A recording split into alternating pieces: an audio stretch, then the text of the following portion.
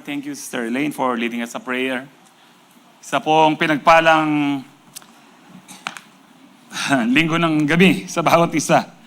Actually, balak Sabado pa. Praise the Lord. Are you blessed? Amen. Praise God. Salamat po at na nandito na naman po tayo. Salamat po sa Panginoon sa kalakasan na pinagkakaloob po sa atin. Amen. It's better to be in the house of the Lord even in one day than 1,000 years elsewhere. So yun po yung sinabi ni David, better is one day in your courts, meaning in the church, in His temple, than 1,000 years elsewhere. Kasi po, iba po pag nasa presence ka ni Lord. Kaya nga po, kung kayo'y nagagalak na nandito po kayo, palakpakan niyo po ang Panginoon. Hallelujah. Praise the Lord. And this month of June, we are tackling about the importance of prayer. Kailangan po ito ay pumasok po sa sistema po natin that prayer is very, very, very important. When you don't pray, your spiritual life will die. And kung meron lang pong mga nilalang na ayaw tayong mag-pray, walang iba kundi ang mga demonyo. Because they know once you pray, something miraculous is happening. Sabi po sa James 5:16, the prayer of a righteous person is what? Powerful and effective. Who are the righteous people? Tayo po. By grace, I am righteous. It's all because of Jesus. Nakakapilabot po itong title na ito na we are the righteousness of God. Pero nasa Bible yan. Let me remind you, 2 Corinthians 5:21, God made Jesus to be sin for us so that in Him, in Jesus, we might become what? You are the righteousness of God. Kung nakay Kristo ka. Kakilakilabot po. We are not righteous because of our own doing, dahil mabuti ka. Marami kang ginawang mabuti. No, lahat tayo makasalanan. Walang hindi makasalanan. Wala pong mga pinipiling tao at ginagawang santo, lilalagyan ng ribulto dahil kakaiba po sila. Lahat po ng pinagawa po ng mga santo at ribulto, lahat ng yun may kasalanan. Lahat tayo makasalanan. Kung bakit pinawalan sala po tayo dahil kay Kristo. Kaya tinawag po tayo ngayon ay matuwid. Ngayon, ikaw ay matuwid, kapatid. Dahil matuwid ka, yung prayer mo umaabot hanggang sa trono ng Panginoon. Hindi katulad ng prayer ng iba. Because the prayer of a righteous person, meaning those who are in Christ, they are powerful and effective. And if you will not pray, hindi po kikilos ang Panginoon. Oh, yes. Nasa Bible po. Genesis 1:26, let us create man in our own image. Nag-uusap po ang Godhead, the Father, Son, and the Holy Spirit. And then, ang sabi po niya, nung ginawa na, and let them have dominion. Sila ang mag-rule. In other words, sa earth. Tayo po ang ruler ng earth po. At hindi po yung mga potang dumalang ko ka rin palat-palat, makilabas kay po, dis po ayo. Ali po. Sabihin nyo karela, nung ako maglele kay pandamusakan da kayo. I am a child of God, iningyatong ay ni kaya kamiya. This is ours. Binigay po sa atin ng Panginoon. Amen. Nagkakaunawaan ho ba tayo? Let them rule. Kaya nga ho, nung out of many questions na dapat po nilang itanong, or out of many teachings na gusto dapat matuto ng mga disciples, ang kaisa-isang hiling po nila, Lord, teach us to walk on the water. No? Pero that is very cool. No? Ikaw makakapaglakad ka ng tubig. Nanong albug-albug, ang ganto ko ng kukeng Bulacan, gasirala ng flood control ka rin. Pwede ko maglakad kukeng doon. No, pero hindi nila hiniling po yun na makapaglakad sa tubig. The Lord teach us to turn the water into wine. Kung paano mong ginawa yung tubig sa wedding at Cana, na napakasarap na alak. Lord, turuan mo kaming gumawa ng alak mula sa tubig. Para araw-araw, shot-shot kami. Ganun ba? Hindi ha? Nakita po nila yung power kay Jesus. Fully human being, hinubad ng pagka-Diyos according to Ephesians chapter 2. Hinubad ng kanyang pagka-Diyos. Talagang taong-tao po siya doon. Kaya nga po, Jesus needed to pray No, early in the morning, at saka po yung afternoon hanggang evening, nagpe-pray po siya. According sa mga Bible scholars, about 3 hours na lang po talagang ang tulog ng Panginoon pahinga niya. Puro prayer siya. Kaya nakita nila ang napakaraming milagro ng mga disciples. No, at ang sabi ng mga disciples, Lord, teach us to pray. Anong turo ng Panginoon? This is how you should pray. Our Father, who art in heaven, hallowed be your name. Una, our Father, remember, meron kayong relasyon sa Panginoon. Amen? Yun ang unang topic natin last week. Prayer builds intimacy with God. Amen? Kaya mo kilalanin, ikaw ay linikha ng Diyos for a relationship. Ang dami na pong mga lilikha ng Diyos sa langit na napakagandang mga angels, seraphim, cherubim, at iba pang mga living creatures in heaven, heavenly creatures in heaven. No? Pero gumawa pa siya ng tao. Why? Because ang tao lang ang linikha niya after His image and likeness. Meaning, same righteousness and same glory. Nung nakasala si Adan at Eva, natanggal yung glory, natanggal yung righteousness. Kaya nga, binawi po ng Panginoon sa krus ng Kalbaryo nung nabuhay siya mag-uli at tinanggap mo ang Panginoon ngayon, naniniwala ka na siya ay namatay at nabuhay, mag-uli at muling babalik, ikaw ngayon ay righteous na binalik sa iyo yung righteousness and glory. Nakasuot po sa atin yung robe of righteousness. Amen po ba? Kaya linikha po tayo for intimate relationship. Kung tayo po ay mga anak ng Diyos at siya ang ating ama, kumbaga sa magulang at anak, wala siguro matinong anak at matinong magulang na hindi nag-uusap araw-araw. Nag-uusap po yan araw-araw, bagamat kung minsan merong hindi pagkakaintindihan, pero nag-uusap pa rin. How much more tayo kung tayo talaga ay anak ng Diyos, anak ng ating amang sa langit, dahil na born again po tayo, dapat kinakausap po natin siya. Kaya sabi ng Panginoon, Our Father who art in heaven, hallowed be your name. Ang ibig sabihin po niyan, adoration, worship. Sino po sa atin nagpe-pray na walang worship? Agad kang, Lord, pengi po nito. Panginoon, penging ganito. Panginoon, penging ganito. Kaya yung Panginoon mo, naging pengi noon na siya. Hindi na po siya Panginoon. Pengi noon na siya. Kaya nga, ang turo ng Panginoon, you need to acknowledge that you are the Son of the Most High, children of the Most High, and you need to adore Him, worship Him, for He created you to worship Him. Amen. So, hallowed be your name, thy kingdom come, thy will be done. Na dumating nawa ang iyong kaharian at ang masunod ang iyong kalooban, no? And let your will be done on earth as it is in heaven. Kung paano nasusunod ang kalooban mo sa langit, dito rin sa lupa. Ang kalooban po ng Panginoon maganda. My plans for you is to prosper you, not to harm you, but to give you a hope and a future. But it's not automatic. Ang sabi ng Panginoon sa tinuturo sa kanyang disciples, you need to pray for the kingdom come and His will to be done in your life. Hindi po siya automatic. Ito po yung sagot dun sa, kung ang Diyos ay mabuti, bakit kaya makailan lang po, just this week, yung napanood ko po, yung ama at saka po yung lolo, meaning yung lolo at anak niya itong amang ito, silang dalawa po, rinip itong kanyang apo, itong kanilang anak. 11 years old. Ang mismong bata na pumunta sa pulis. Can you imagine that? Na magkasabwat, mag-ama, ire-rape nila itong apo, ito, anak niya.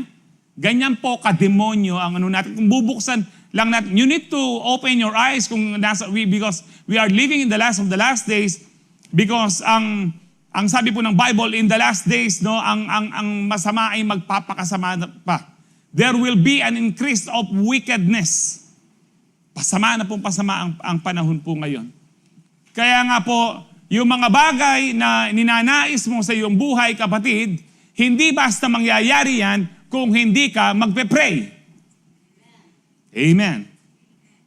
Kung matamad ka mag-pray, wag kang umasang kikilos ng Panginoon. Sabi nga po ni Miles Monroe, without God, man cannot, but without man, God will not. Hindi kikilos ang Lord. Best example ko po dyan si Moses. Nung hinahabol na po sila sa wilderness ng mga Egyptians para pabalikin, no, nagkamali ang Pharaoh, pabalikin sila. Hindi lang pabalikin, kundi patayin yung lahat ng mga lalaki. Now, sabi ni Moses, sabi ng mga tao, Moses, dinala mo ba kami dito dahil walang libingan na malaki sa Goshen, sa Egypt? Sabi ni Moses, huwag kayong mag-alala. Lahat ng nakikita niyong kaaway natin yan, mawawala ang lahat ng papatayin ng Diyos. Maya-maya, lumuhod si Moses, Lord, umiiyak. Anong ginagawa mo, Moses? Bakit umiiyak? Tumayo ka dyan. Alam niyo po, minsan, hindi mo kailangan ng umiyak sa Diyos. Una, kung nag-pray ka na, nag-declare ka na, gawin mo. Sabi ng Lord kay Moses, tumayo ka dyan, gawin mo ang sinabi mo. Humarap ka sa dagat, itaas mo yung tungkod, ihatiin mo yung dagat. Bakit hindi ang Diyos ang naghati sa dagat? Simply because let them have dominion. Sabi ni Kristo, you need to pray for His will to be done. So kayo ang gagawa. Partner po tayo. Sabi po ni Paul sa Corinthians, we are co-workers with God. Hindi kumikilos ang Diyos ng alone po sa atin. Maaring yung sasabihin ng iba, hindi sa akin. Di man ako nagpe-pray, dumarating ang ganito. Why? Because somebody is praying for you, hindi mo lang alam. Merong nagpe-pray sa'yo, hindi mo lang alam. Ang akala mo, swerte ka lang. But you don't know na yung meron kang kaibigan, meron kang magulang na nagpe-pray sa'yo. Ako nga, hindi ko makakilala kung minsan pinagpe-pray ko eh. Makakasabay ko po, nakamotor po, at 5 po sila sa motor, buong pamilya. Ang unang prayer ko, Lord, ingatan mo po. Sabi ko, nano yung gewada ngayon ni, bala mo, yung single motor, SUV ya karelay ako. Tapos Lord, kung nagnanasa po sila na magkaroon ng sasakyan, bigyan mo po sila.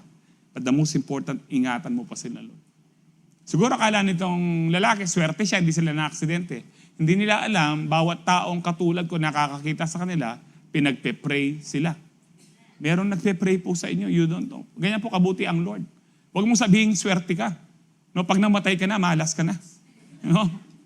You need to pray. Because when you don't pray, you are full of pride. Parang sinasabi mo, Lord, I don't need you. I don't need to pray. Kaya kong buhay ko. Sige, Pen, potang tinakang cancer o kung nakaratay ka na sa hospital, tignan natin nga kung kaya mo yung sarili mo. Konting problema nga lang, hindi po natin kayang solve ang ano po natin. Why? Because hindi talaga tayo matalino. Hindi talaga tayo magaling. Ang Diyos lang ang matalino, ang Diyos ang magaling, ang Diyos lang ang all-powerful. Kailangan natin ang Diyos. Kung si Kristo na anak ng Diyos, nung fully human po siya, kailangan niyang manalangin. Sino tayo para hindi manalangin? Amen. So you want the will of God to be done in your life? Yung plans to prosper you, not to harm you, plans to give you a hope and a future? You pray. Pray and never give up. So ngayon po, mahaba po yung ko kasi malagad tamo mong mikit-ikit na kamusta na kayo. Heart check mo. Totoo po, kamusta po yung puso nyo? Number 1 pa ba si Kristo sa puso nyo? Bakit kayo nandito? Dahil ritual lang, parang magbawas ng kasalanan? Para mamaya paglabas mo, pwede ka na naman gumawa ng bisyo. Mamuting-muting, mamulang-mulang. Hindi ganyan ang Kristiyano. Kaya ka nandito, kapatid, dahil dapat mahal mo ang Diyos. Siya ang number 1 siya ang number 1 sa puso mo dahil kahit anong oras pwede kang mamatay. Pag namatay ka, pagharap mo sa Kanya, anong pwede mong sabihin para pumasok ka sa langit? Lord, grace lang. No? O nga, grace, sabi ng Panginoon, pero hindi ka nabuhay sa grace ko. Yung tunay na nabubuhay sa grace, sabi ng Titus 11:12, they say no to ungodliness. They live an upright, godly lives in this age. Because the grace of God na nag-save po sa atin, it is also the power for us to obey Him. So if you are saved by grace, that means you are obedient to our Father in heaven. So ang pangalawang topic po natin ngayon, handa na ho ba kayo? Is prayer brings peace in times of anxiety. Napakarami po anxious ngayon. Ano ba yung anxiety muna pala? No? Pagkakabalisa, pag-aalala, pangamba. Yan po. I'm sure may mga ganyan ho tayo. Pagka nababalisa tayo, nangangamba, nag-aalala ho tayo. So they are full of anxiety po ngayon sa mundo ho. Hindi tulad po nung panahon po natin, yung mga kaedad ko po dyan, no? 52 na po ako this year. Nung 80s, 70s, no? Kahit po mga 90s, yun po kapag may problema ang tao, wala yan, nilabas mo rin. Bukas po, 35 years na ang pinatubo. Tama ba? 35 years na. Naalala niyo pa ho ba? Sino na po yung buhay nung mga pinatubo? Nandito kayo. Yung literal kayong nasa bubong at naglilinis katulad ko. Ako po, naging runner po ako noon during that time of pinatubo. Dahil alas 9 pa lang ho, umuulan na ng buhangin. Ng umaga, kung naalala niyo po yon. Kami yung magkapatid, hay bumurang balas. Wow! Ako. Pero nung hindi na huminto, kumakapal na. Tahimik na kami, tahimik na ang mga tao. Natatakot ng bawat sa. Nagdilim na po nung alas 12 na. Parang hong gabi. Tapos, sabi ng tatay ko, bili ka ng baterya, ng radyo. Nausap pa po yung radyo nun. Pagkabukas po ng radyo, binabalita, bumagsak ang Philippine Rabbit po dito. Bumagsak. Tapos sabi ng tatay ko, sabi mo sa mga kapitbahay na maglinis ng bubong. Babagsak ang mga bahay po natin. So kami po lahat naglilinis po ng ano. Doon ko po narinig yung mga merong mga nalagin habang meron kami nagpapalabas, nabubuhusan ka ng buhangin, puting-puti ka, nabubukulan ka ng mga bato, na magagaspang po yung mga bato. Pero magaan lang po sila. No, yung mga bato. Kasi yung at that time, nung naglilis kami ng buhangin, ganyan na po kakapal ang buhangin sa bubong. Naglalakad po kami sa bubong ng tatay ko. Gumaganon ho talaga, literal. Kaya talaga danda, kasi kung ginanon mo, crack, bagsak po. Ang ano ho. Sabi po nung ilan sa kapitbahay namin, Panginoon, patawarin mo po kami. Hindi siya nagpapala. Yung kasama niya nagpapala siguro, ayaw niya magpala. Kaya nagano siya, no? Pero I'm sure sa Mindanao, marami hong nananalangin ganyan ngayon. Meron din yung sinusumpa ang Diyos. Bakit kung mabuti ka, ba't pinayaan mo kami dito? No? Bakit ba nananalangin ka ba? Tatanong ng Diyos, nananalangin ka ba? Inaalaw mo ba na ako'y kumilos sa iyong buhay? Ito yung sasabi ng Panginoon, Lord, bakit nangyari sa buhay ko ito? Bakit? Inaalaw mo ba ako na ako ay kumilos sa iyong buhay? Ngayon sinisisi mo ako? Bali po nung ako yung Diyos. Bakit manalangin ka na? Marakay sisyan mo ko. No? Mamuti-buti ka talagang kang kapilan. No? Buti na lang, no, hindi ko kaugali ang Diyos. Talagang mabuti po ang Lord. Kung tayo po kaugali natin ng Diyos, no? Halimbawa kung ako, panirasan ko na lang itong metong. Pero ang Diyos po napakabuti niya. Amen? So, dumating po yung pinatubo sa atin dito sa Pampanga at ang daming nagsasabing wala na, hindi na babangon ng Pampanga. Nakaalis po ang mga Amerikano, June 10 pa lang nag-evacuate na ho pala sila. No, nag-research po ako kahapon. Paano ba kung ano, nung pumutong ang pinatubo, ba't wala tayong nakita, hindi na makakalipad ang mga eroplano, pero walang natirang eroplano kako. No, may mga mass evacuation na yung iba nagpunta ng Cebu para yung lahat ng barko nila doon at isakay po yung mga Amerikano at mga Filipinong nagtatrabaho po doon. No, sabi nga ho, noong Friday, yung aking biyenan po nagtatrabaho po sa Clark. Dapat po, sabi nga ng misis ko, kasama sila sa Amerika. No, sabi ko, kung nasa Amerika pala siya, wala ka share. Hindi ko siya asawa. No? Nasabi mo, sayang. Pero nakita niyo ba na doon po, tapos nagsishare po kami sa kapitbahay na kung noodles or itlog ang ulam mo, meron pa kaming poso, walang tubig po noon, buti may poso po kami, nakikigib ang mga kapitbahay. Yung stress po noon matindi, pero ang mga kapangpangan, parang wala lang ho sa kanila. Sino yung pumupunta paghapon sa Abakan? Nanunood po ng lahar. Tuwing hapon kasi, dahil umuulan sa bundok, maglalahar. At makakita mo doon yung mga bahay po doon nagbabagsakan. Minsan po tiyempo po namin, isang bahay po lumulutang. At ito po yung maganda, no? Kung wala lang cellphone noon. Isa pong malaking halaman, meron pong malaking lupang ganyan, lumulutang po. Nakatayo pa yung halaman, natindi. At yung nakakatakot po yung malaking boulder pong bato na dumadagumdum po, para pong mga kabayong dumarating po. At pag bumaba ka, no, umuusok po yung mainit po yung lahar. Para po makatawid kami po dyan, meron po tinatawag na pajero. Balo pa po tayo, kayong kaya. Sumakay na ho ba kayong pajero? Yung mga mga nursing students, sumakay ng pajero, kaya may ugsela. No, yung uniform po nila, chocolate na. Pagdadaan ka po sa ginawa nilang temporaring tulay, naghuhulog ka ng piso. Piso din ang pamasahe po nun. Ganun po ka-big time yung mga gumagawa. Ano pong punto ko dito? Ang sabi po ng hindi nababangon ng Pampanga. Pero there were pastors po natin noon. Pumunta ng Megadike. Kasalukuyang ginagawa ang Megadike. Pero pumunta ng Megadike, lumuhod sa lupa, humingi ng tawad sa kasalanan ng Pampanga at muling ibangon ng Pampanga. Wala pang 10 years bumangon ng Pampanga. Ngayon po kasalukuyan, isa sa pinakamaunlad na probinsya, lalo na ang Angeles sa buong Pilipinas, Pampanga, Angeles City. Bakit? Merong nag-pray, hindi nag-give up. Kung nandun po kayo, di ba paggising po natin, parang maiiyak ka, parang ghost town po ang Angeles. Parang wala ng pag-asa. No, pati yung po kasi mga halaman po nagbagsakan din, walang sanga mga halaman, napakabigat ng pag tuwing uulan, putik po ang ulan. Just remember that for many months, putik ang ulan. Nasasangkap po natin. Kaya nga po yung mga pinanganak na baby po noon, mga asthmatic po. But God is good. Pero ngayon pero noon sabi natin milabas mo rin. Milabas. Pero ngayon po, konting bagay lang, pinapalaki po ng tao. Ay, ating kang kaya. Munta ka kang psychiatrist. Sa ibang bansa po required na, lalo na po sa Europe, no? Na twice a year, you need to visit a psychiatrist. At para magpatuloy kang magtrabaho, dapat meron kang certification sa psychiatrist na matino ka pa. Twice a year. Psychiatrist. No? Matino ko pa ba, mga niya? Doon po, yun po yung, kaya nga po, kasi malit na bagay lang, inaano ho nila. Kaya ang mihina po ng mga generation po ngayon, kung noon po, natin, di ba marami din nang bubuli doon? Talagang kung ano-anong pangalan sa'yo, kung malit ka, sinasapok-sapok ka.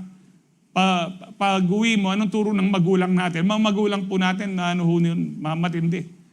Na, dinanana ka. Di lumaban ka, yan. Ako po, minsan po, sa San Luis po ito, ewan ko kung lapan ng tatay ko. Sumbong po ako. Kasi kami po, may mga lahi ng NPA, tsaka po, si Tarok, no? Si Ruben Tarok. Ang Hukbalahap leader ay tito ng tatay ko. So dapat matapang ka.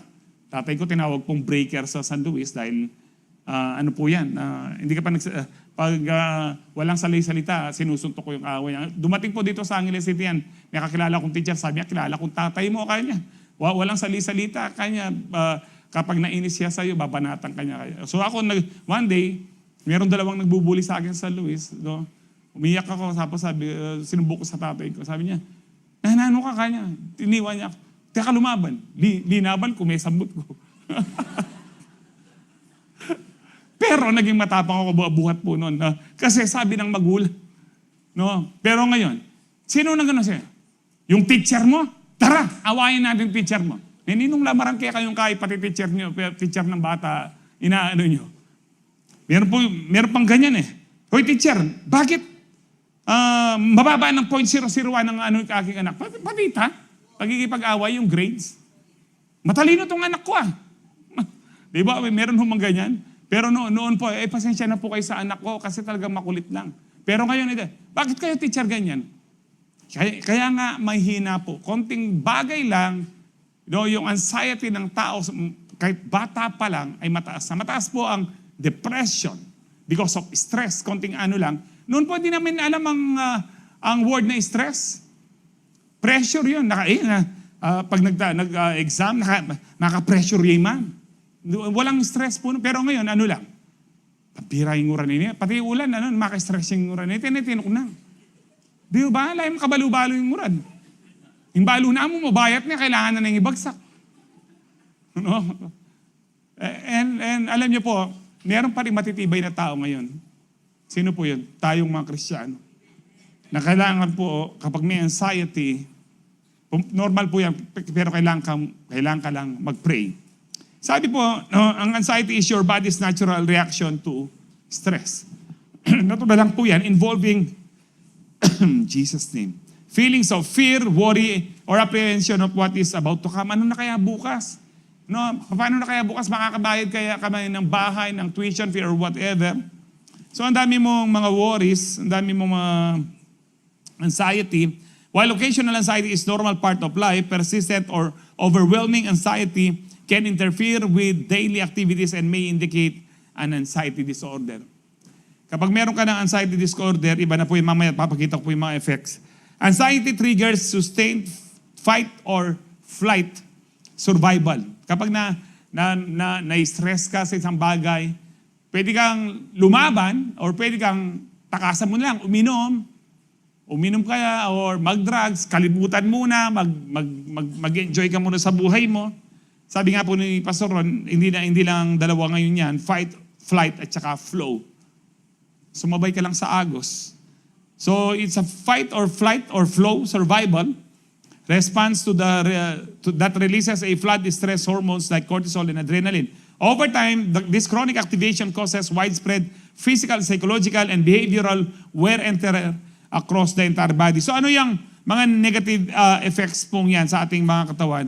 Ang physical effect po niyan, una sa ating puso, cardiovascular strain. No, kapag merong problema, may trouble, na nagiging anxious ka na, bumibilis po yung tibok ng puso mo. No, nagkakaroon ka na ng chest pain, tumataas na yung high blood. Amen. Tumataas ang high blood, no? Double redundancy, double na, redundant pa. Sino po ang mataas ng high blood po sa inyo? Hindi ako, pastor. Kahit kailan hindi ako mataas ng high blood. Sino nagsabing high blood ako? No. Kaya papamadalita na yan eh. So ito po ang nagiging cause po ng anxiety kapag lagi mong iniisip. In the long term, magkakaroon ka po ng heart disease. Ako po, 2007, kwento ko lang ho sa inyo, January 27, start po ng aking dialysis. Every dialysis, pag nakikita ko yung aking, noon po very active pa yung mga nephrologists, laging nasa dialysis po. Pero ngayon, lagi silang wala. Kahit wala sila, binabayaran po sila. No, ganyan po. Kaya sabi ko sa anak ko, nagdo-doktor, mag-nephrologist ka na lang. No? Pag in-interview ka, dahil meron akong tatay na nagda-dialysis, 19 years na. Pumasa naman na sa ata sa interview. No? Pumasa ka na sa interview, no? Oo, pumasa. No, sabi niya. Anyway, no? Nagkaroon po ako ng heart enlargement because of anxiety. Dumoble po ang puso ko. Literal po ito'y nagsishake, hindi lang nagpapalpitate. Ang sabi po ng aking doktor, presidente po siya ng mga cardiologist dito sa Pampanga. Noon po hindi pa siya, batang-bata pa siya. Sabi niya, Manny, wala na akong magagawa sa ang BP mo maabot ng 200 to 20. Hindi ka pwedeng operahin kapag ganyan. No, so wala na. Ang pwede ko lang i-advise sa'yo, sabi mo na sa family mo kasi anytime mabubuwal ka. Yun po yung word niya. Ibig sabihin anytime mamamatay ka. So, dami po siya sinabi. Pero to make the long story short, lumabas na po ako, umiiyak. Sabi ko, Lord, hindi po si Doc ang final say ng buhay ko. Salamat sa kanyang mga sinabi. Pero hindi siya ang final say ng buhay ko. Ikaw, Panginoon, ang final say ng buhay ko. And then the still small voice of the Holy Spirit, sabi niya, magmula ngayon, Manny, do not fear.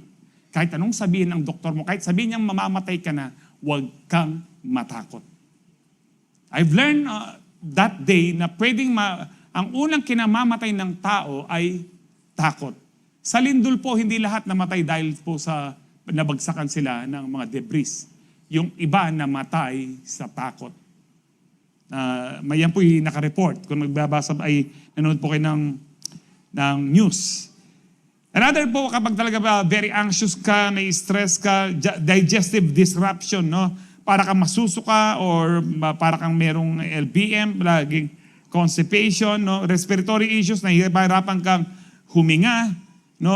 Immune suppression, naghihina ang katawan mo, madali kang sipunin at ubuhin, musculoskeletal pain, no? Masakit ang mga kasukasuan mo, mga bones and muscles.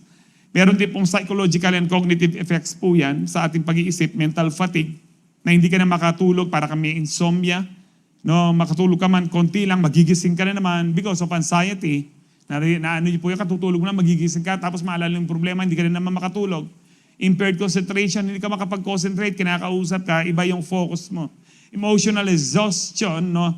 Madali ka nang mairita, madali kang mawalan ng gana, madali kang mapikon. No? Ano pa? Behavioral and social effects, severe isolation, nag-isolate ka na. Ito na po yung mga nade-depress. And eventually, kapag hindi mo binantayan, nagpapakamatay po sila.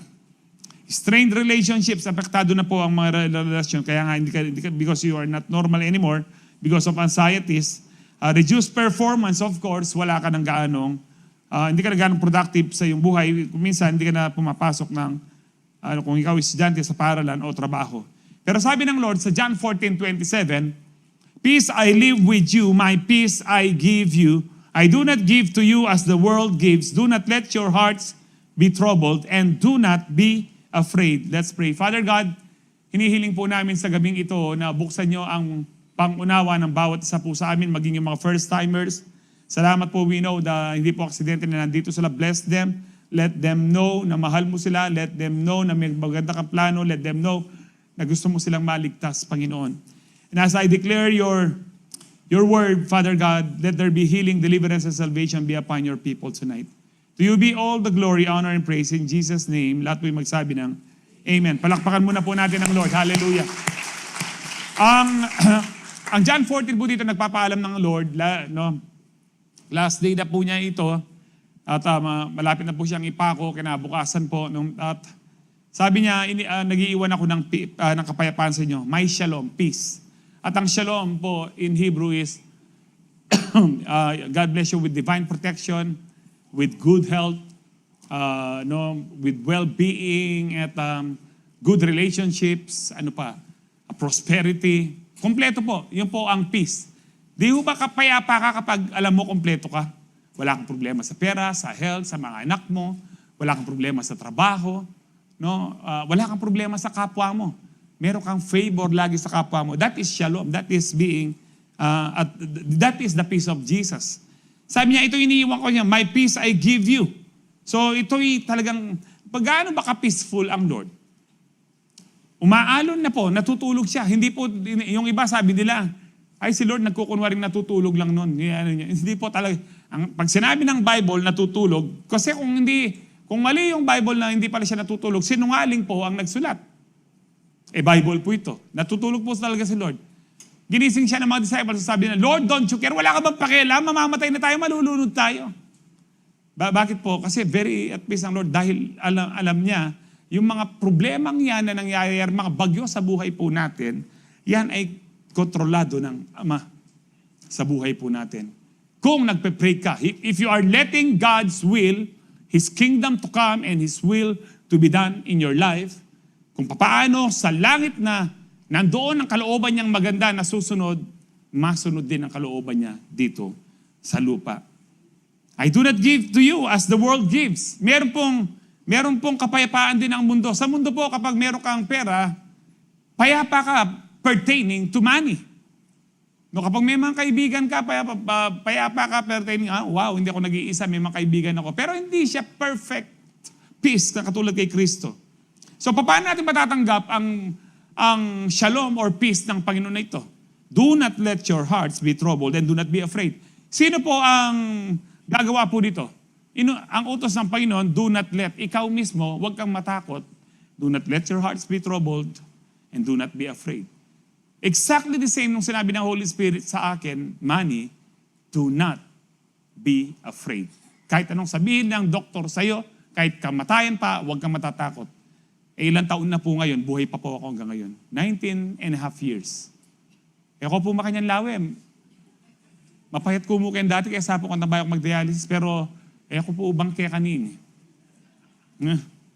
Wata balay, medyo mapakay. Ali po polvo mo, may polvo ko. Kasi para king camera, medyo kakikina. Buhay na buhay po ako dahil nga po yung peace ng Panginoon, natutunan ko pong mabuhay sa kapayapaan ng Panginoon pong ito. Amen. So mamaya po, mas marami pa ho tayong pag-aaralan. So the world gives temporary calm, Jesus gives lasting peace, and prayer is how we receive it. You want the peace of God? You need to pray. Number one, prayer brings peace in times of anxiety because prayer refocuses your mind. Many times kapag nakatanggap ka ng balita, na parang na masamang balita, na hindi mo inaasahan, nawawala ka sa focus. And prayer, kapag nag-pray, Lord, anong gagawin ko? Anong nangyari po sa pamilya ko? Lord, alam niyo po yung gato? You pray. You pray. You pray pong ano. At napakarami ko pong experiences po about this prayer po na minsan nawawala ka sa focus. Kasi nga po, yung po kung dialysis patient po ako, ilang beses ko na pong hinarap ang kamatayan. Last year po, 3 beses kong hinarap ang kamatayan. Muntik na akong mamatay.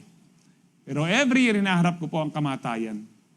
Natutunan ko po yung sinabi ng Holy Spirit na do not fear. Na do not fear. Kahit anong sabihin nila, kahit kamatayan pa lang, kahit kamatayan yan, do not fear. So when anxiety pulls your thoughts down, prayer lifts them up to God. Sinabi po yan sa Philippians 4:6-7, do not be anxious about anything. Huwag ka mag-alala sa anumang bagay. But in every situation, anumang sitwasyon mo, by prayer and petition. Sa panalangin at petition, yung pong petition po dito, Lord, sinabi mo po sa iyong salita, that is petitioning. Meron kang documents. Sa petition po, may documents. Meron kang nakasulat. Lord, nakasulat po sa iyong salita, you are my healer. Nakasulat po sa iyong salita, you will provide my needs according to your riches, not according to my salary, but according to your riches and glory. Ginagamit. Kaya nga kapag hindi mo alam ang Bible, anong ipagpe-pray mo na according to God's will? Manghuhula ka na lang? No, kaya we need to pray. Alam niyo po, yung prayer na pinapakinggan ng Panginoon ay yung prayer na naka-align sa Word of God. Naka-align sa Word of God. Pag hindi mo alam kung naka-align sa Word of God, halimbawa, Lord, mag-abroad ba ako? Hindi. Ang prayer mo bandang huli, nevertheless, Lord, let your will be done and let your kingdom come. Tapos, na-reject ka pala, hindi ka nakapag-abroad, mimuha ka kayong Ginoo. Hindi po, kasi anong sinabi mo? Let your will be done. Ang ibig sabihin, kalooban ng Lord yun na hindi ka makapag-abroad. Bakit? Kung nakapag-abroad ka, mapapariwara ka pag pinilit mo. Yung mga permissive will po natin, siyempre, meron tayong freedom of choice, pinapayagan po ng Diyos kung minsan po yan. Excuse po. Thank you, Lord.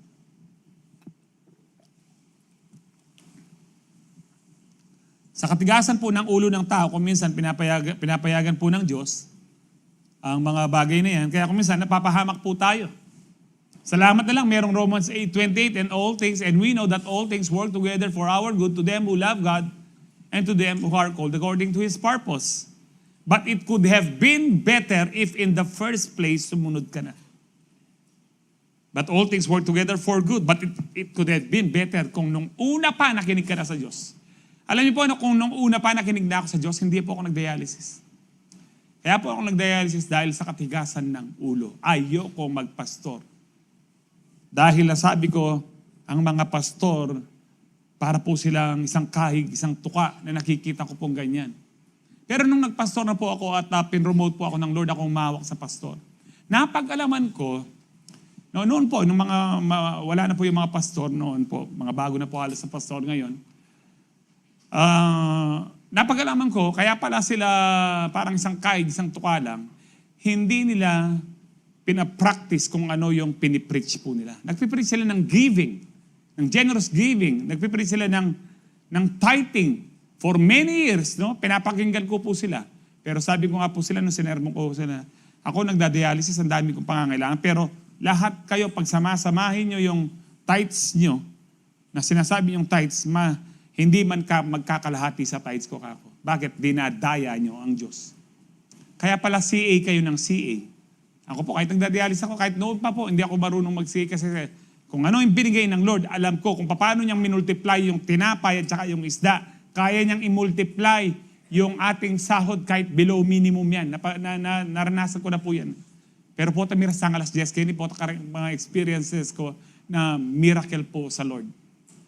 God is working when we pray. Kaya nga po, present your petition, your prayer. With what? With thanksgiving. Magpasalamat ka, hindi po yan, Lord. Diyos ko po, Lord. Kausap mo ng Lord, tapos sabihin mo, Diyos ko po, Lord. Lord, kung kailan ako seryoso sa aking pagiging Kristiyan, nagsiyo pa ako, Lord. Nag-forerunner pa ako. Bakit ganito po na hindi po? Ang mapaling sabihin mo, pwede ka umiyak, Lord. Hirap na po ako sa aking problema, dami kong problema, Panginoon. Pero salamat, alam ko nandyan ka. Tumutugon ka sa aking padalangin. At alam ko, matatapos din ang problemang ito. Magpasalamat ka na sa Lord. Because thanking God with your prayer request, na kahit wala pa yung answered prayer, yung ma-answer sa mga prayer mo, that is faith. Lord, salamat po. Pero tayo, ugali po natin mga Pilipino, lalo tayo mga Kapampangan. Ako pa magpasalamat na eh. Ginagamit niyo pa ba? Bakit? At yung bayad din salamat? O di ka ba bisa magpasalamat? Puta na mo nga tune, ka rin ka magpasalamat? Hindi po magpasalamat ka na. Kasi po, bakit? Yan naman, ginamit na ka rin wawa, itanang masalese. Hindi? Ako pa magpasalamat na eh, makabaya. Pero nung ko pa magpasalamat na eh, nung sinabi mong salamat na eh, o salamat na eh, kakuyat na mo. Maswelo ya pa itang taong may kaikiyak ka. Di ba ito ba yung ano? Pero sa Bible, hindi po tama yun na, Lord, di mo, sabi mo in Jesus' name, Lord, hindi mo na ako magpapasalamat ha. No? Lord, kanta. Nung ako yung Lord kanta, pamanyabyanan. Kunin nyo na yun, tapon nyo na yun sa impyerno. Ang sabi po dito, kapag nag-pray ka, pinresent mo yun, sabi dyan, with thanksgiving, present your request to God. Magpasalamat ka na sa Lord. So hindi automatic po natutugon ng Lord. You need to pray, i-present mo, Lord, may pangangailangan po ako. Hindi dahil hindi alam ng Diyos. Remember, ibinigay ng Diyos yung free will, yung freedom of choice sa atin, yung dominion, yung rulership po dito sa atin. Hindi kikilos ang Diyos sa buhay mo hanggat hindi mo pinapayagan sa prayer. Kung mabalik tayo kay Moses, di ba, nakatawid po sila. 2 million. About ilang kilometro daw po ang lapad nun, hindi yung nakikita natin sa movie na kasi more than 2 million po Israelites ang lulusong po doon. Mahahabol po sila kapag makitid po yung daan. Magkakaroon po ng stampede. Kasi nga, lahat sila takot. So takbuhan po yung matindi ang ginawa ng Lord. Tapos nung nakalipat na sila, anong sabi ng Diyos kay Moses? Moses, huwag ka mag-alala, ako na lang magsarado. Hindi po, sabi niya kay Moses, Moses, sarado mo na ang dagat. Sabi naman yung Moses, talway ka, Lord.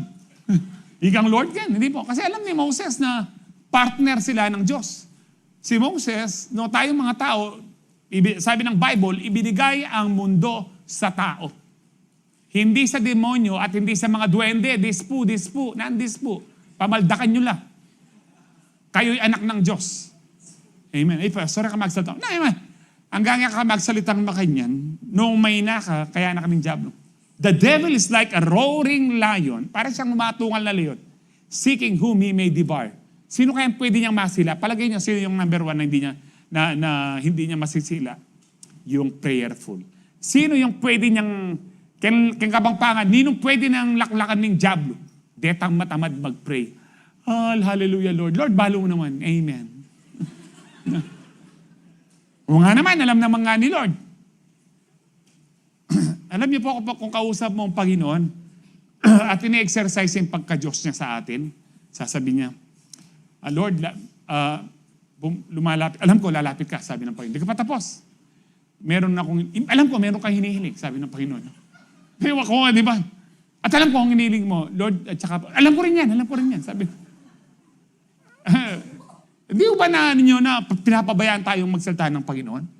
Kasi ang gusto niya ng relationship, hindi niya, alam ko. Kung gano'n ng Diyos, alam ko. Huwag kang maglala. Umakanyan, Lord, sige, bahala na ka. Di ba? Pero di po ganyan ang Lord. Talagang gusto niya, let your request be made known to God. Present your request with thanksgiving. Pag ikaw ay nag-pray na, binigay mo kay Lord with thanksgiving in your hearts, ang iyong panalangin, and now the peace of God, sabi po dyan, that which transcends all understanding. Nilalagpasan po ng anumang karunungan. And naranasan niyo po itong the peace of God that transcends all understanding will guard your hearts and your minds in Christ Jesus. Hindi ka na nagpapalpitate, hindi ka na nahihirapan huminga kasi nag-pray ka na. I remember po nung namatay po yung kapatid kong bunso. 2008 po yon. Tinawagan po kami ng aking bayaw. Alauna ng madaling araw yon. Sabi niya, natumba po yung kapatid ko. May duda na po ako, kaya tumakbo ako sa ano. Sabi ko, punta tayo. Pero nagmotor kami ng misis ko kasi may sasakyan po yung kapatid ko noon, yun ang gagamitin pandala sa hospital. At dinala po namin sa emergency sa AU, wala pa yung ano noon. Kasi taga sa tutubing kami, pero wala pa po yung Sacred Heart noon. Nag-pray po kami ng misis ko, 2 a.m. Nung kinatok po yung pinto namin ng nurse para ibigay yung report na patay ng kapatid ko, maliwanag na, 6 a.m. na pala. Alam mo, hindi namin alam na gano'n na pala kami katagal nagpe-pray.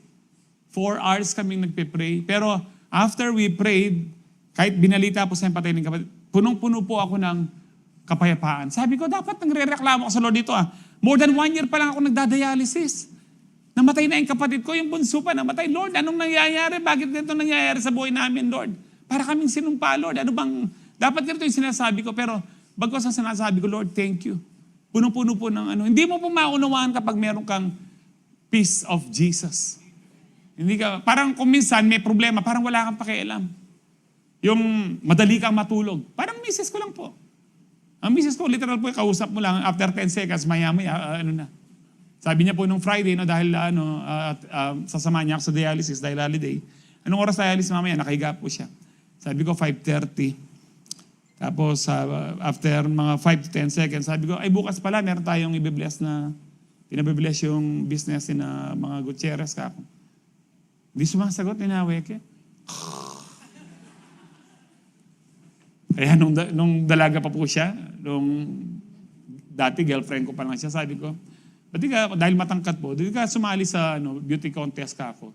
Wala akong talent kanya. Hindi, talent mo yung matulog kako. Dala ka ng kama, pakita mo sa kanila, natulog ka na talaga.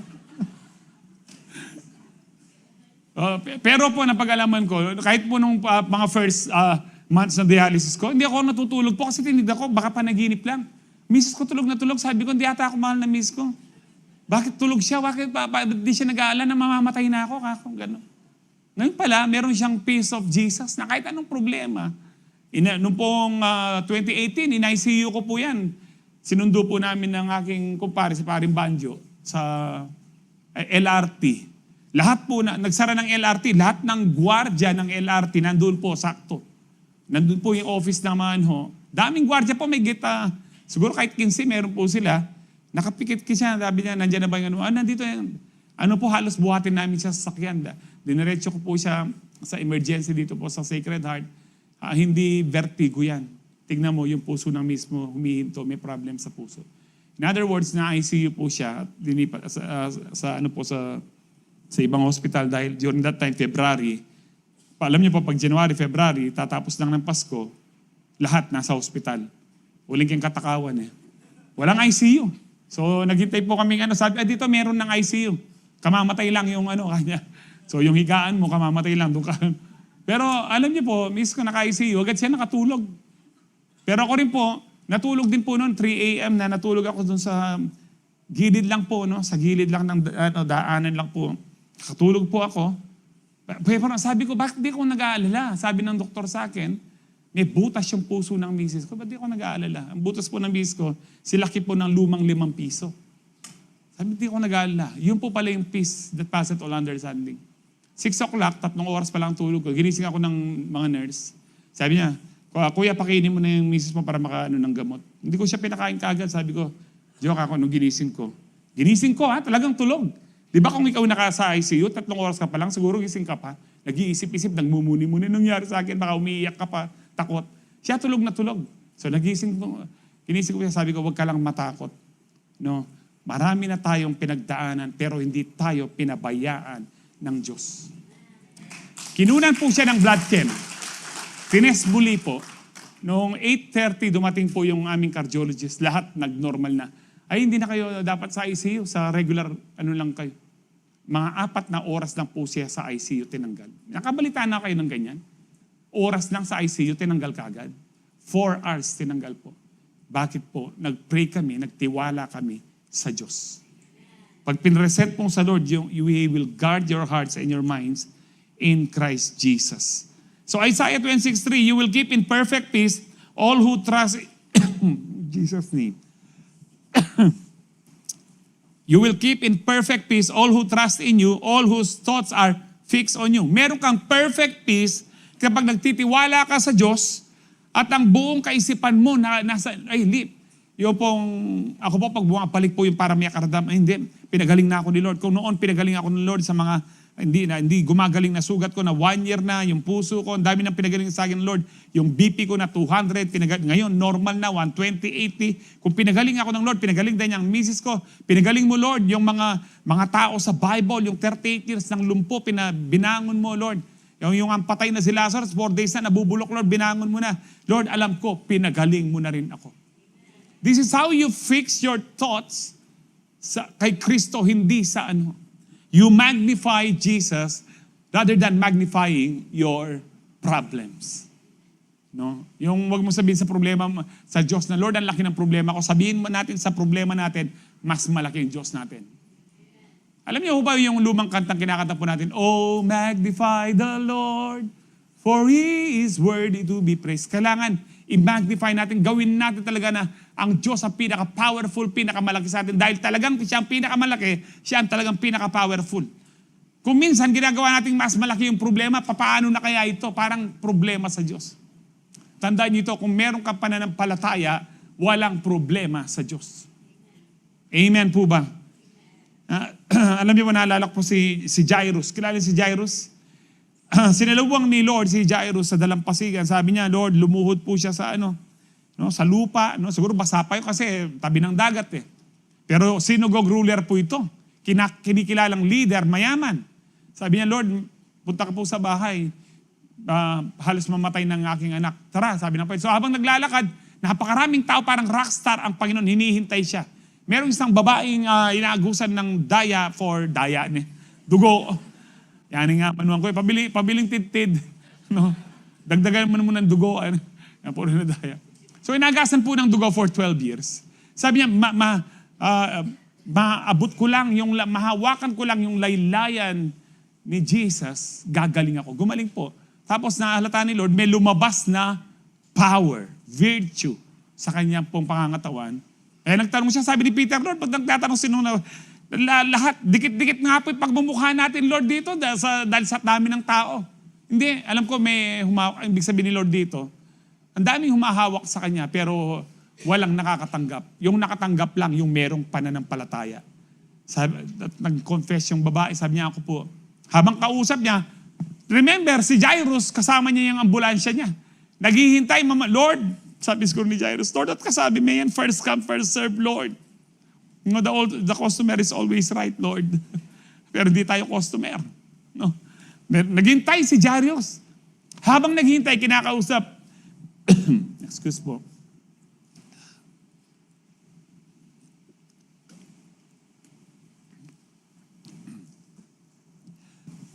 Habang naghihintay, kinakausap po ni Lord, yung babae po, excuse me, Jesus' name. Dumating yung mga kapitbahay ni Jairus. Sabi kay Jairus, sabi niya, wag mo nang gabalain ng guro, patay na yung anak. Bad news ang dumating. Palagay nyo, anong klase kayang anxiety sa katawan niya ang naramdaman niya ho nun? Bigla pong lumingon ng Panginoon. No, tignan po natin sa Mark 5:35-36. While he was still speaking, si Jesus, kinakausap niya yung babae na gumaling. There came from the ruler's house, si Jairus nga, some who said, your daughter is dead. Why trouble the teacher any further? But overhearing what they said, Jesus said to the ruler of synagogue, nung narinig niya, biglang sabi ng Lord, do not fear, only believe. Jairus, huwag kang matakot. Huwag mong haluan ang iyong pananampalataya ng takot. Huwag mong haluan ang pananampalataya mo ng pagdududa. Only believe. So anong ginawa ni Jairus? Siniper ang kanyang bibig. Hindi siya nagreklamo, Lord, ayan, napatay na yung anak ko, ikaw kasi dapat buhay siya. Siniper ni Jairus. Kinontrol niya ang sarili niya. Lahat po tayo may self-control. No, gift ng Holy Spirit po yan. Kaya kung wala kang matinong sasabihin, hindi nakalain sa Word of God, isipin mo na lang, siniper ni Jairus. Habang naglalakad sila, malayo pa lang naririnig na po nila yung iyakan sa bahay. Pagdating doon, sabi ng Lord, no, ang dami nag-iiyakan kasi noon po, dahil mayaman si Jairus, yung asawa niya siguro kamag-anak, nagarkila po sila ng mga crying ladies. Tsaka mga tumutugtog na flute. Uso na po noon, hindi po nauna yan ang Chinese. Sa mga Hudyo pa lang, may ganyan na. Umiiyak po sila. Yung, kaya hindi nila kamag-anak para po samahan po sa pagpapanaghoy yung mga namatayan. Sabi ni Lord, ba't kayo umiiyak? Hindi patay ang bata, natutulog lang. So habang umiiyak, nung narinig nila natutulog, biglang tumawa. Bakit? Kasi hindi naman totoo yung iyak nila. Di ba? Umaano niyan. Ayan, but they laugh at him. Agad pong tumawa. Bakit? Hindi kasi totoo yung ano. Anong ginawa ni Jesus? Pemaldakdala. No, hindi po. No. Pinaalis. Lahat ng walang pananampalataya, pinaalis. Ang tinira niya, kahit sa mga disciple niya, hindi lahat ng disciple niya kinuha niya. Yung tatlong radical niyang disciple, si Peter, James, and John. Yung mga yan, radical po sila, di ba? Makita natin ang kwento sa gospel, lagi silang nandoon. Radical, nasa transfiguration. Sabi ng Lord, sekreto natin to. Kayong tatlo, wag niyong... hindi sila kasama dun sa hanggang kailan ko ako kayo magtitiis, ba't di nyo napalayas? Kasi galing sila sa transfiguration. So nagtira, Lord. Alam niyo po kapag may pinag-pray kayo, at mayroong mga nagdududa, huwag niyong isama. O kung meron kayong pinagpe-pray, kung yung hindi naniniwala, sabi niyo hindi po naniniwala sa Panginoon na nagpapagaling siya, pwede po kayong lumabas muna kanyo. Si Lord mismo pinalis niya. Kung di kayo naniniwala, lumayas kayo. Kaya nung nangyari, sabi ng Lord, talita kum. Little child, rise up. Sabi po dyan, no? So get up. Bumangon ka. Nabuhay po siya. Bakit po? Dahil pinanghawakan ni Jairus yung sinabi ni Lord, do not fear, only believe. Sabihin mo sa katabi mo, do not fear. Marami po tayong kinakatakutan. Only believe. Ako po, natatakot pa rin po ako pag nararamdaman ko na, naaamoy ko na yung spirito ng takot, nagpe-pray po ako. Nagpe-pray na ako, nagtatangs na po ako, nagpe-pray yung spirit, nagwo-worship na ako. Hindi ako titigil hanggat naaamoy ko siya, hanggat nararamdaman ko yung takot. Hindi ako titigil. Kailangan maramdaman ko muli yung kapayapaan that passeth all understanding. So anxiety hears the bad news, prayer hears Jesus above it. Amen? Number 2, prayer brings peace in times of anxiety because prayer releases your burden. Kapag mabigat ang problema mo, wag yung para inom na lang tayo. Hindi po pag mabigat ang problema mo, hindi marami kang utang, you go to the phone, text ka go to the phone, nagko-call ka kung sinong tinatawagan mo, hindi ka pinapahiram ng mga kaibigan mo. Ngayon, tinawagan mo si Mekos, ano gusto mo? Gusto mo 5-6 ulit? Sige. 20-20 lang, ha? Dapat nasa gate ka na tuwing alas 3 ng hapon. No, don't go to the phone kapag ikaw ay may trouble sa pera. Go to the throne. Ano man ang problema mo, don't go to the phone first. Go to the throne first. Come boldly to the throne, ang sabi ng Hebrews 4:16, with confidence that we may receive or find grace in times of trouble or in times of need. Amen. 10 minutes na lang po ako. Bala akong gatang alas 10, Jenny. Uling malagad ko mong matyo. Okay kayo mo ba hanggang alas 10? Praise the Lord. Okay. Muna na ako nung makanyan. Okay po. So prayer is where you hand God what's too heavy for you. And anxiety feels like carrying bricks. Para ka nagdadala ng mga bibigat na mga bato. Prayer is laying them down. Bakit? Sabi nga po ni Peter, 1 Peter 5 said, give all your worries. Lahat, maliit o malaki, ibigay niyo. Kasi po nung YDC ako, may mga kasama po akong kabataan, sabi niya, ako hindi ko nagpipray yung malilit na bagay. Ayoko nang istorbuhin ng Panginoon. Bakit? May stress ang Lord? Nagkaka-anxiety. Karakal mo naman na niya rin. Ganun ba ang Panginoon? Ang dami mong inihiling. Ang dami mo naman problema. Isang problema. Yung mabigat lang na problema, yun ang pag-pray mo sa akin. Na-istorbo ka. Gaya ba ang Lord? Hindi po. Sabi po ng salita ng Diyos, give all your worries. Why? And cares to God, for He cares about you. Ang tunay na nagmamalasakit po sa atin, ay ang Diyos. 24/7 binabantayan po tayo ng Panginoon. So give all your worries to God. Amen po. Ano man po ang problema, hindi ko po alam kung anong problema. Maliit na bagay yan. Alam niyo po, yung pinakamaliit na detail po natin, na pinuproblema po natin, may pakialam ang Diyos dyan. Kayong mga babae, kung problema niyo yung kilay niyo, no? Alam ng Lord yan. Kaya ka pa stress. Sasabihin ng Lord kung sino yung magaling nang gumawa ng kilay dyan. Nasaan si gusto niyo nang nakatato na yan. Na kilay, patato nyo na lakos, yan, 2 butiki na, yung mga nails, yung kayong mga babae, dami yung kahit malilit na bagay, di ba? Pag tinatanong ko itong mga, nasaan na yung bunso mo? Tumakas na? No. Sara sa biyag. Eto, nagpapanils kami, tapos naka-picture, kung ano yung naka-drawing, meron natang Mickey Mouse to, Sabi ko, karakalda kayartsan de babae yan. Ako. Pero kahit na marami kang maliliit na details na inaalala mo, ang Diyos din po may pakialam dyan. Hindi sinasabi ng Lord, kakayarte mo. Hindi po yan. Kahit po yung kuminsan nagre-request ka ng masarap na pagkain sa iyo ang Lord. Yung pong, Lord, gusto ko sana makakain po. Di ba maya-maya pa, may magdadala na, wow, sinabi ko lang kanina.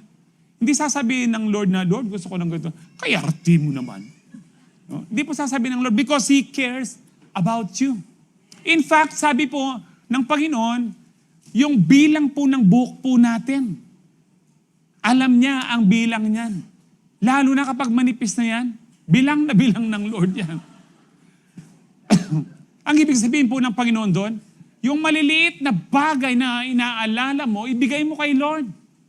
Walang problema yan kay Lord. Hindi lang yung malalaki, kasi kung minsan, yung maliit na bagay, pag di mo pinagkatiwala sa Diyos, lumalaki siya. Di ba, nagpa-pedicure ka sa kakamay. Tama ho ba? Manicure pala, kasi yung iba, pag nakita ko, parang hindi manicure, mukhang pedicure Yung kamay nila, mukha ng paa. Nasugat ka, Halimbawa sa paa, di ba, kung minsan nasusugat ka, ay, malit na bagay lang. Hindi mo pinag-pray kay Lord. O, itana, may infection ka. Meron pong na-o-opera dyan. Meron pong magsasabi, yung mga mukhang perang doktor, ay kailangan putulin na natin yan, kakalat yung nana kayo. Di ba? Lupa lang pera. Kasi may inuulugan silang mamahaling sasakyan. Kaya nga po, anuman ang maliit o malaki, hindi napapagod ang Diyos. Yung tao mapapagod siya. Minyad ka pa nandin, napona, parin na kang manyad. Yung tao yan, pero ang Diyos hindi po. Sabi niya, ask and it shall be given to you. Hindi niya sinabing ask once a year, or ask once a week, or ask once a day. Ask and it will be given to you, seek and you will find, knock the door and it will be open to you. Humiling kayo, kahit kahiling mo lang kaninang tanghali, kaninang umaga, bago ka humiling ka ngayon, ikaw ay pagbibigyan kung meron kang pananampalataya. Amen po ba? Ang quote na yan ay nasa Psalms din po, 55:22, give your burdens to the Lord, kanina worries, kung ano yung kabigatan mo, bigay mo kay Lord. And He will take care of you. Ano ba yung makabigatan ninyo? He will not permit the God to sleep or fall. So, give your worries, ibig sabihin po yan, give your burden, itaas mo sa Diyos.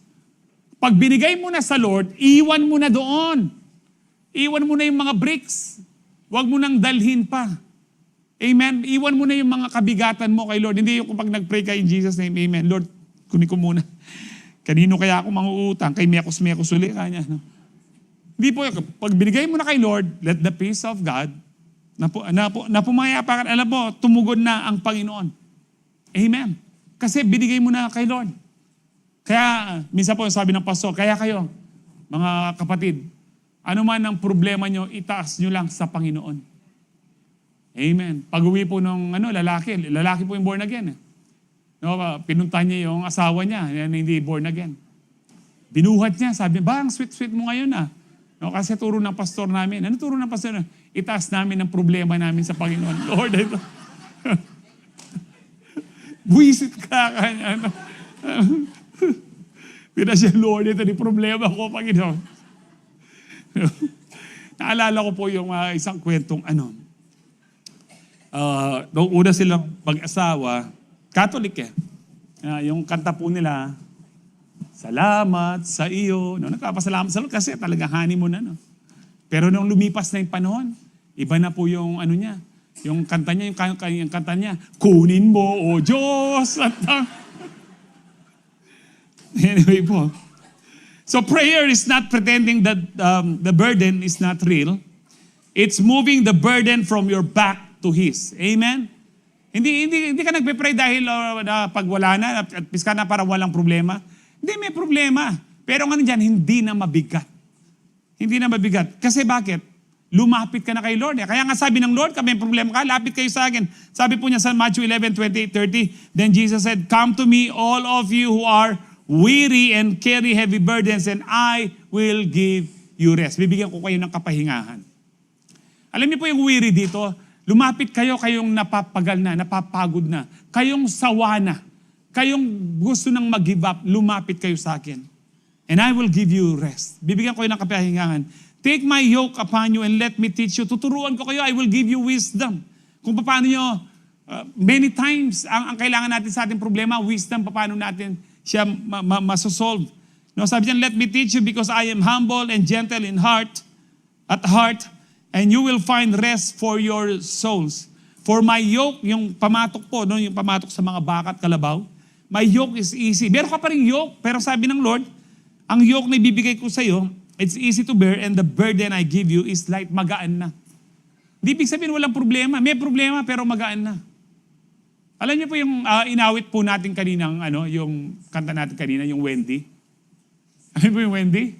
When the oceans rise and thunderstorm. Thunders roar, no? I will soar. Alam niyo po, natutunan ko po yung kantang yan 2007 pa. We attended seminar with the workers po dito, kasama ko si Pastor Ron. Hindi pa kami parehong pastor noon.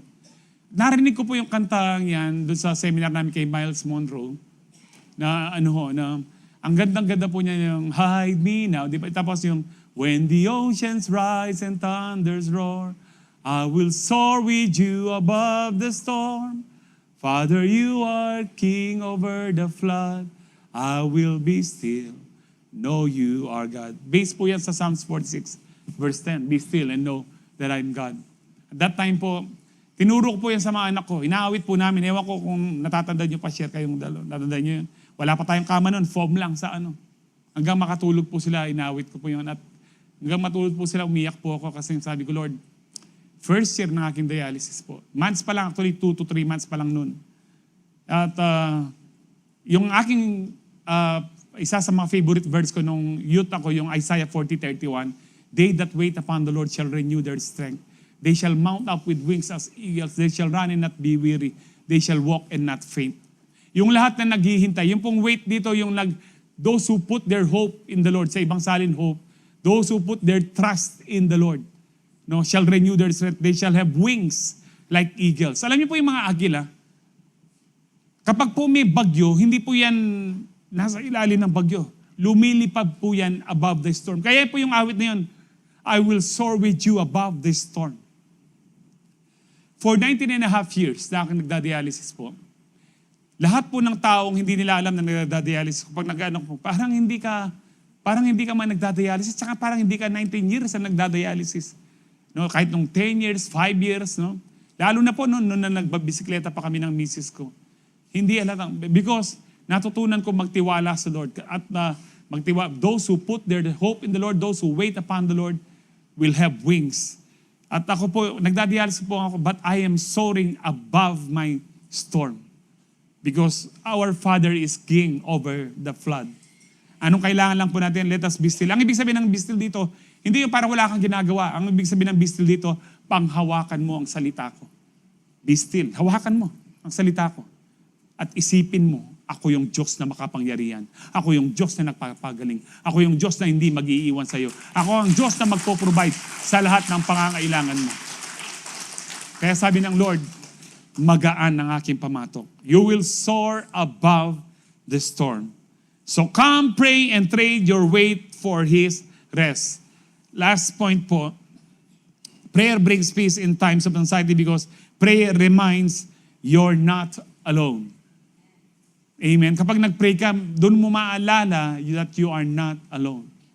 Alam niyo ba yung kantang You Are Not Alone? Parang ngayaya mo nga kalingon. Pero alala namang Kristiyano niya, kaya, You are not alone. Ah! Anyway po, no? Kaya pakiabusin ito, ah! Prayer brings His presence into your fear. Kapag natatakot ka, mag-pray ka, hanggang maramdaman mo uli na hindi ka nag-iisa. Kasama mo ang Diyos. Many times pumapasok din po ang takot sa akin. Pero I keep on praying, worshiping the Lord. Pag nandun yun, kasi alam ko, pag pinapasok ko yung takot, yung aking stomach, dudugo na naman siya. May stress po kasi siya. Napag-aralan ko po ito since last year kasi po, for 10 months, diretso po akong dinudugo. On and off ng 10 months po. Napag-alaman ko kapag iniisip, pag nandyan yung takot, na-stress ako. Naamoy ko, nandyan naman takot. Sinasabi niya sa tignan mo, 10 months ka lang 5 months ka na, 6 months ka na, dinudugo ka pa rin. Mamamatay ka na yan. Last year po, naka 15 bags po ako ng dugo. 3 beses na confine. 15 bags po ako. Karamihan po sa mga kabataan po galing. Kaya feeling po akong kabataan ngayon. No. Nangalway lang makapaniwala, Pastor.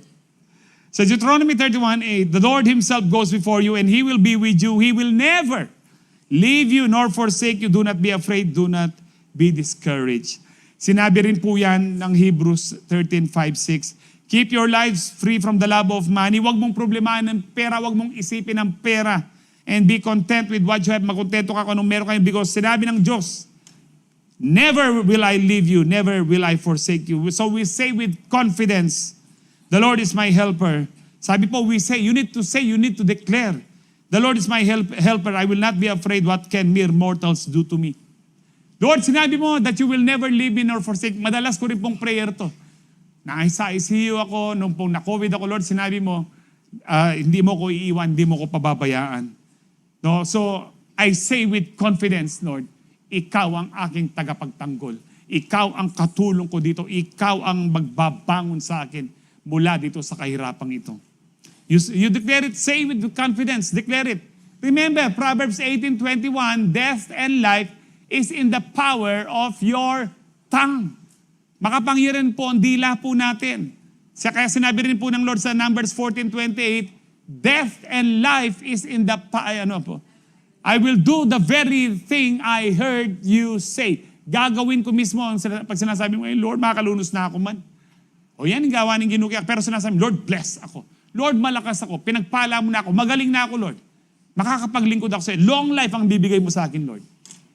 Kung I will do the very word, the very thing I heard you say. Ano po ang madalas mong sinasabi, kapatid?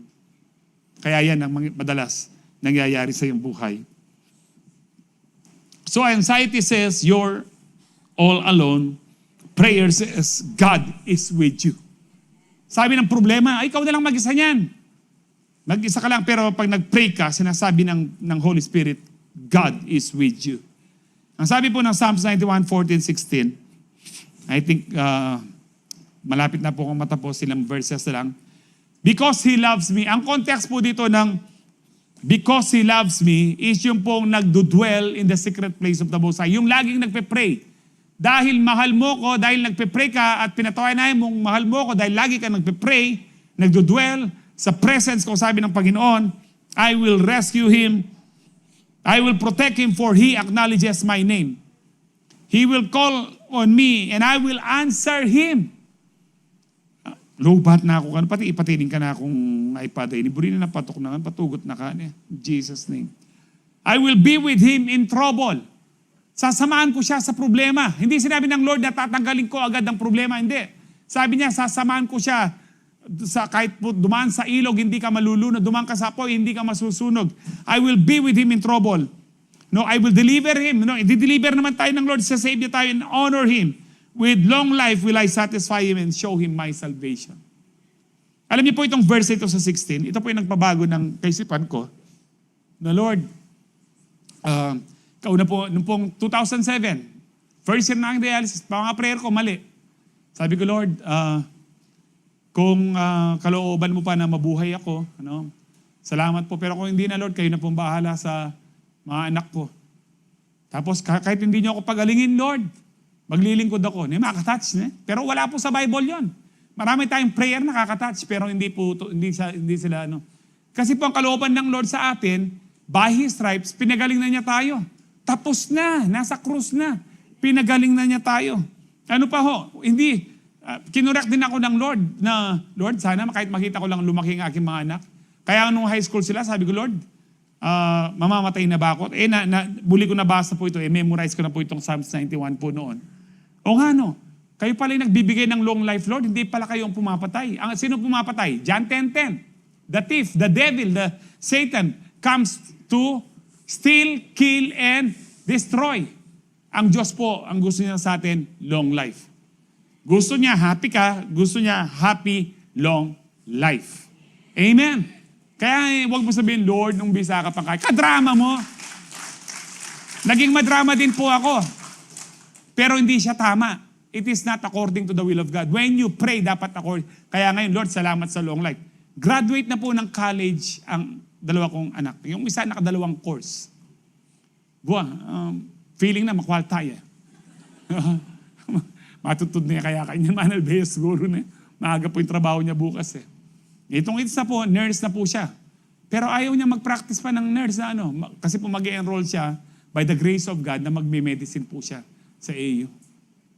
At ngayon po, sabi ko, Lord, long life, siguro makita ko pa po sila kung di pa ba darating, Lord, makikita ko pa siguro yung apo ko sa kanila. Yung mga ganito. Kasi po, walang imposible.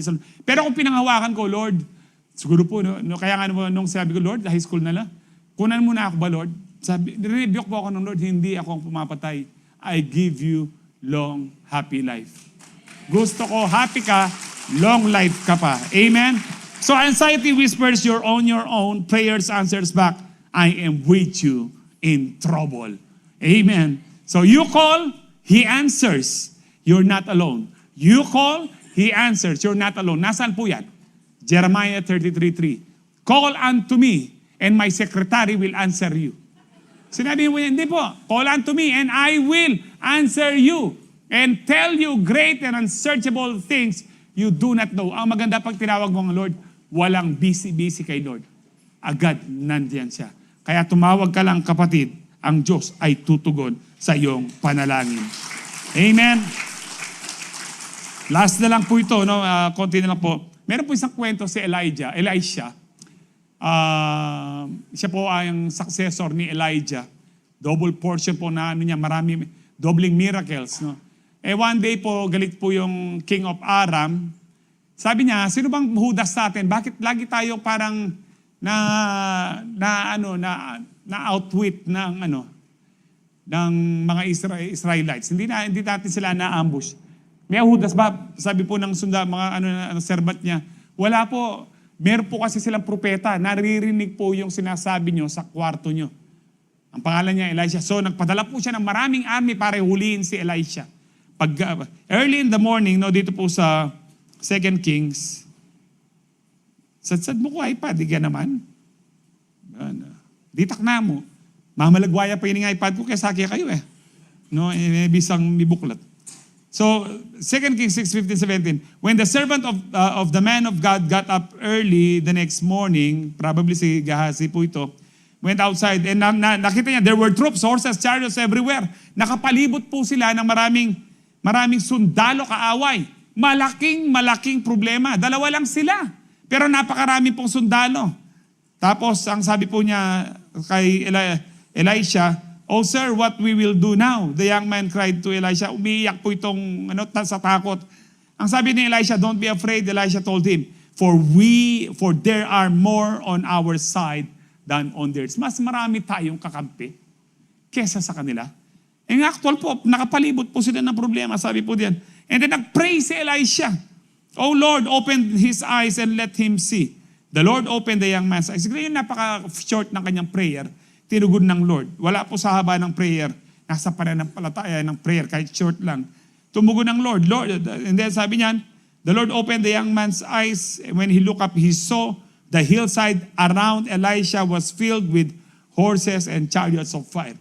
Nakapalibot sila ng problema, pero sa problema nila, nakapalibot ang presence ni Lord. Nandyan yung mga angels nagbabantay. Maaring meron po sa atin, punong-puno na tayo nakapalibot ang problema. Pero mag-pray ka, bubuksan ng Lord ang iyong mata, nakapalibot ka ng presence ni Lord. Hindi ka nag-iisa. Remember, you're never outnumbered when God is with you. Kapag ang Diyos lang, kahit ang Diyos lang ang kakampi mo, kahit takwil ka ng ibang tao, kapag ang Diyos ang kakampi mo, majority ka pa rin. Kahit wala kang bato. Kahit hindi kayo number 13, majority pa rin. Yung alam balo kayong balita, ano nga panyabihan ng pastoran? Kaya makibalita, sabihin niyo po. Tayo po'y laging majority, hindi minority kapag kasama mo ang Lord. Because He is the all-powerful God. So nakapakaikot ang Diyos, ang presensya ng Lord sa inyo. Magtiwala lang po kayo sa Panginoon. Amen! Amen! So mag-review na po tayo. Prayer brings peace in times of anxiety. Prayer brings peace in anxiety because it changes three things inside you. Prayer focuses your mind. Prayer releases your burden. Prayer reminds you're not alone. Prayer brings peace in times of anxiety because it refocuses your mind, releases your burden, reminds you're not alone. Sabihin mo sa katabi mo, you are not alone. Palakpakan po natin ang Lord. Tayo po lahat ay tumayo. Hallelujah. Tatanggap po tayo ng banal na hapunan ngayon. Thank you, Jesus.